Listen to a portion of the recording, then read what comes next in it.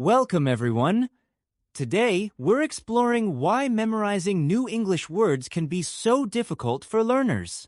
Julia, what do you think are some main reasons people struggle to remember vocabulary even after studying hard? Great question, Jason.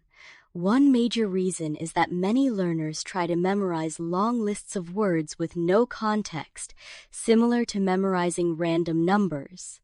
Without meaning or connections, it's hard for the brain to retain them. That makes sense. I've also noticed that some students try to cram dozens of words in one session, hoping for instant recall. Does this approach really work for long-term learning? Not really. While cramming might help for a short test, studies show information quickly fades if not reviewed. The brain needs repetition and meaningful associations to move vocabulary into long-term memory. Building on that, another issue seems to be learning too many words at once and then not reviewing them.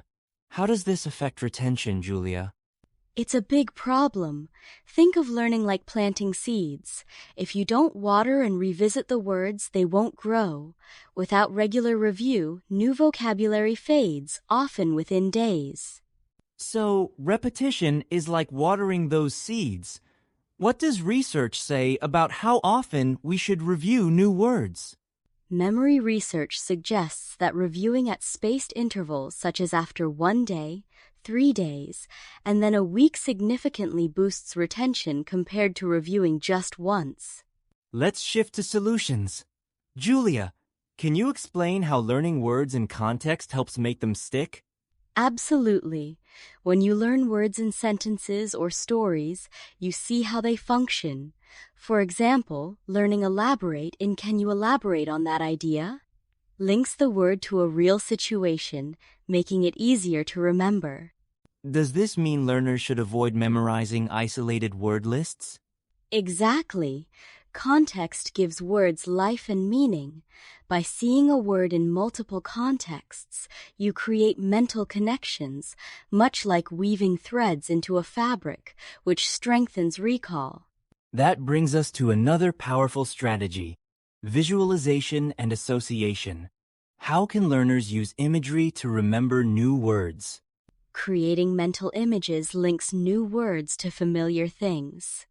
For instance, picture a snow-capped mountain when learning mountain, or imagine the smooth surface of your phone for smooth.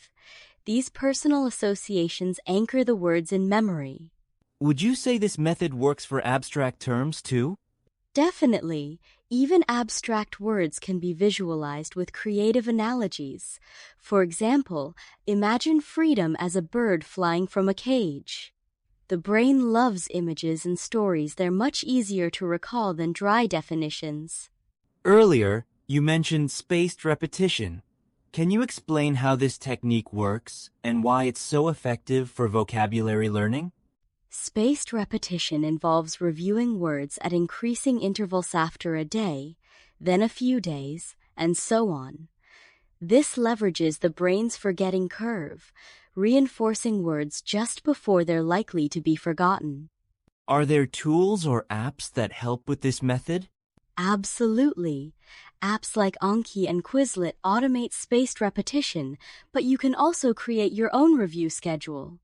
The key is consistency. Regularly revisiting words ensures they move from short to long-term memory.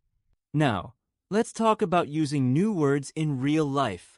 Why is active use like speaking and writing so important for remembering vocabulary? Using new words activates different parts of the brain. When you speak or write with a word, you're practicing retrieval, which strengthens memory pathways. Even talking to yourself or writing sentences can make a big difference. That's great advice. Can learners benefit even if they don't have someone to practice with? Definitely. You can describe your surroundings in English, write daily journals, or create stories.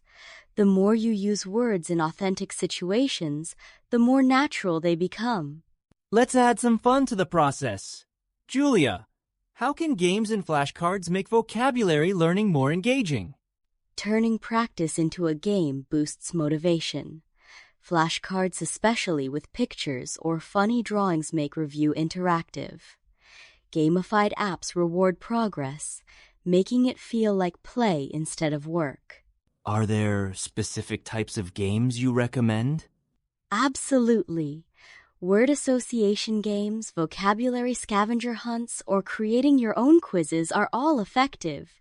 The key is to make learning enjoyable so you'll stick with it longer. Some words are just tricky to remember. How can mnemonics help learners master these challenging terms? Mnemonics use humor or stories to link a word with its meaning. For example, to recall gargantuan means huge.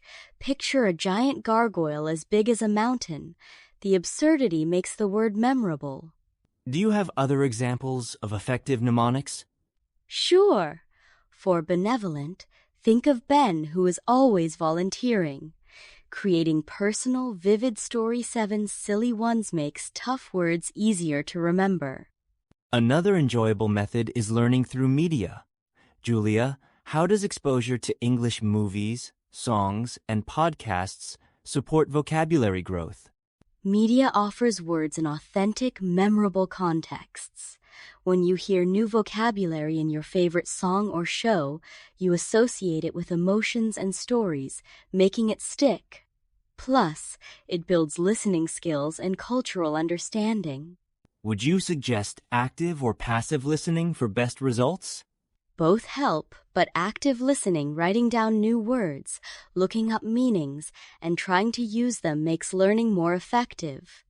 Repetition in media also reinforces memory subconsciously. Now, let's discuss some pitfalls.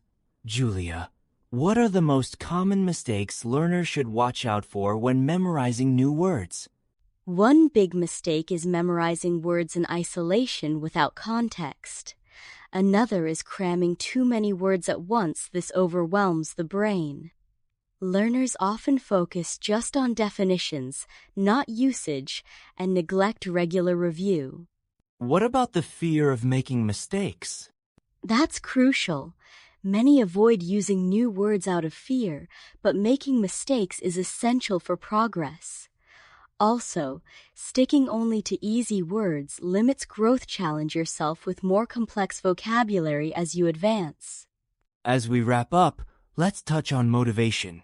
Julia, what final tips can you offer to help learners stay consistent and keep expanding their vocabulary? Find strategies that you enjoy and fit your lifestyle. Mix fun methods like games and media with smart techniques like spaced repetition.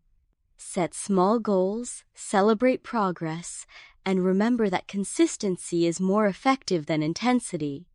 Would you say that making vocabulary a daily habit is key to success? Absolutely. Integrate new words into your daily conversations, readings, or writings. The more naturally you use English, the more your vocabulary will grow and stick over time.